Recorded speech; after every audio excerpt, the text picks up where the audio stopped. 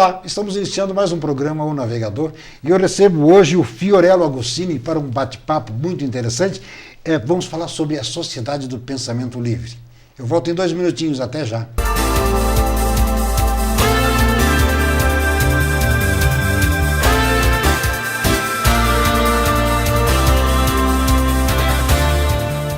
Hoje estamos de volta, anunciado o meu convidado, então está aí. Tudo bem, Fiorello? Tudo bem, você, doutor? Grande prazer tê-lo no programa.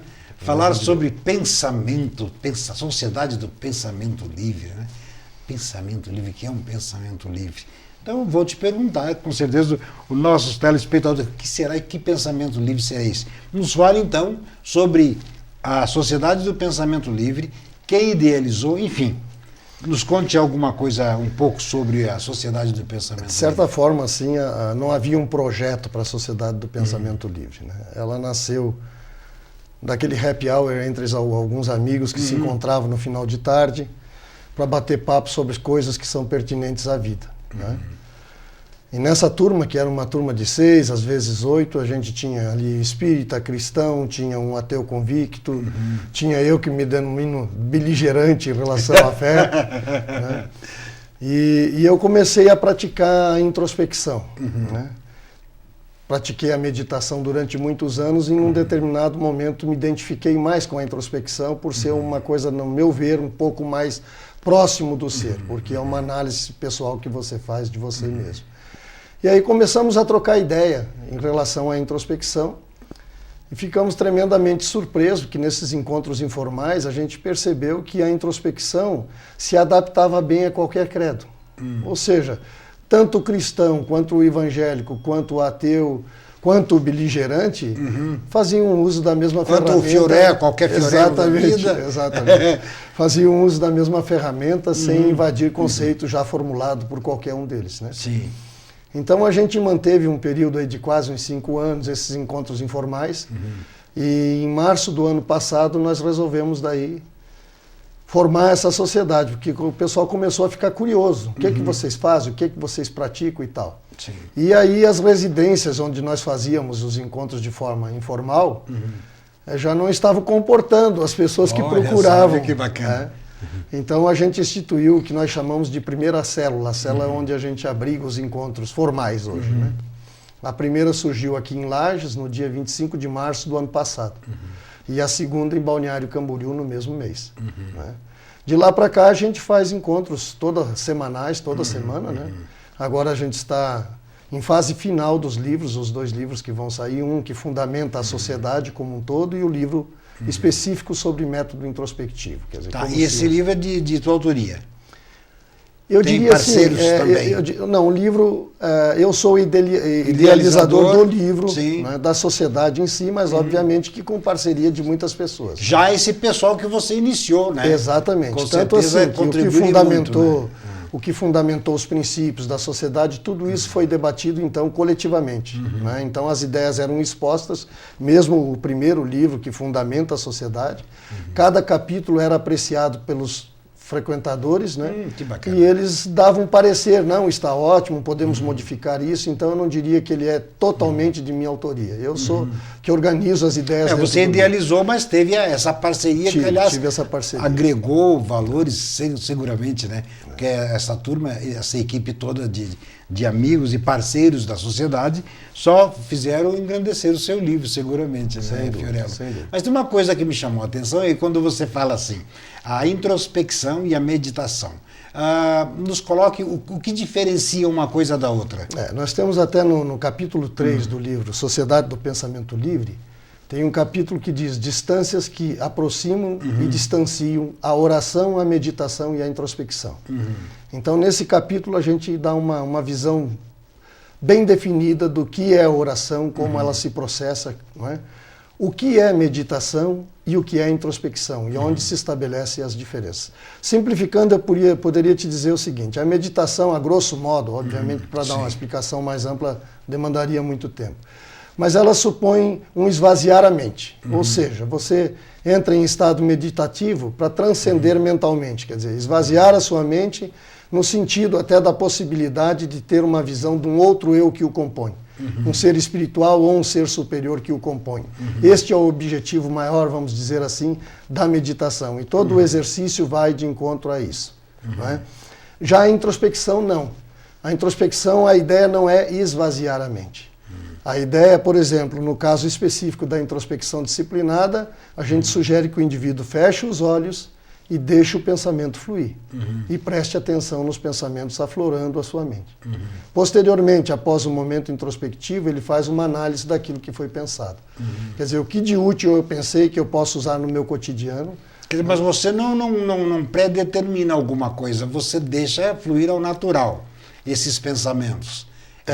Você oportuniza para que eles fluam naturalmente. E aonde depois você vai trabalhar no entendimento dos mesmos. Né? Aí veja bem, num primeiro momento, a grande descoberta nossa foi o que nós chamamos de introspecção disciplinada. Que a gente acha assim que é o cerne da sociedade. Por quê? Porque ela pressupõe um exercício da seguinte forma.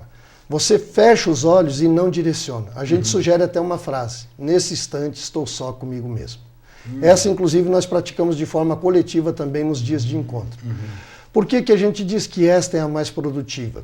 Porque ela gera insights. Ou seja, ela revela um saber inconsciente presente no ser que ele mesmo não conhece. E esse saber é que vai trazer graus de superação relacionado a qualquer segmento que envolva a tua vida. Este foi o primeiro momento da introspecção, aquele que nós julgamos talvez o mais importante de todos. Depois, a gente divide a introspecção em diversas formas, ou seja, nós temos a introspecção compreensiva, que é quando você tem um assunto específico e você precisa de uma resposta. Como elucidar isso? Aí já é um pensamento direcionado ao assunto específico que você está tentando resolver. Nós temos, por exemplo, a criativa, que é muito usada, como agora nós vamos ter o TEALI, que é treinamento empresarial ao ar livre. Então a gente vai falar muito da introspecção criativa. Eu preciso de novas ideias. Quer dizer, como é que eu vou gestar essas novas ideias? Né? Então sou um empresário, quero inovar, sou um comerciante, sou um prestador de serviço. Como que eu vou fazer isso? Então a introspecção criativa, ela vai de encontro a essas necessidades. E aí são diversos, são 10 capítulos, 11 capítulos só em métodos introspectivos, de formas que você pode usar a introspecção, né, para soluções da vida cotidiana. De repente cotidiana. aí você poderia dizer que normalmente nós temos a resposta dentro de nós. Só que nós não temos o tempo para isso, ou não dedicamos o tempo necessário para encontrar essa resposta. E através desse método, ao qual você traz e vocês estudam e trabalham com ele, a pessoa vai ao encontro dessa resposta que já está dentro dele, não porque alguém ali depositou essa resposta, porque essa resposta está das suas experiências vividas. Né? Através das suas experiências vividas, a revelação vem não sei se por um entendimento pleno dos fatos ocorridos anteriormente, pode ser desta forma também? Eu não quero aqui falar do ponto de vista da ciência, até porque não sou cientista, nem médico, nem nada, né? Mas eu te diria o seguinte, na ciência hoje, dentro daquilo que a gente estudou, até para ver até onde se fundamentava aquilo que a gente estava fazendo, existem duas vertentes específicas. Por exemplo, uma de que existe um inconsciente do ser e que o consciente se revela a partir de um consciente pré-existente. Fazendo uma analogia simples, é como se nós tivéssemos um supercomputador que faz uma porção de coisas e a gente colocasse uma pessoa ali que não tem habilidade nenhuma. Então ela ia, aos poucos, desvendando o que aquele computador podia realizar.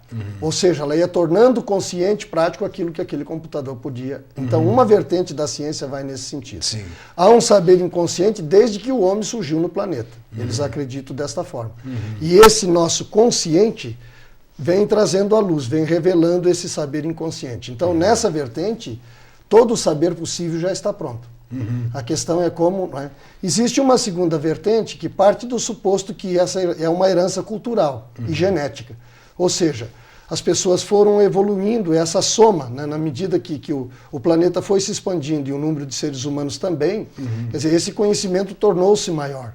E a carga genética daqueles que nascem é sempre maior por ter mais antecedentes do que quando havia poucos seres no planeta. Então eles atribuem a essa carga genética a essa carga cultural e genética, essa acrescência de saber disperso, não é? Mas que estaria no ser. A outra vertente ainda, uma terceira vertente, que fala do subconsciente. Ou seja, o subconsciente seria aquilo que absorve tudo de bom ou de ruim. E em determinados momentos ele traz para o consciente quando julgar que aquilo se faça necessário.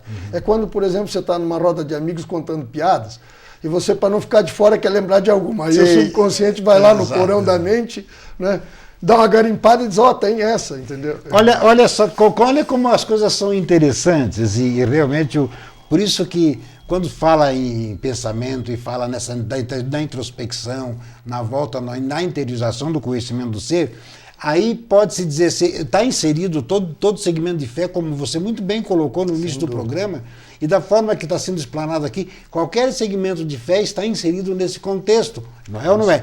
Só que nós vamos falar sobre isso em seguida. 2 minutinhos, nós voltamos, até já.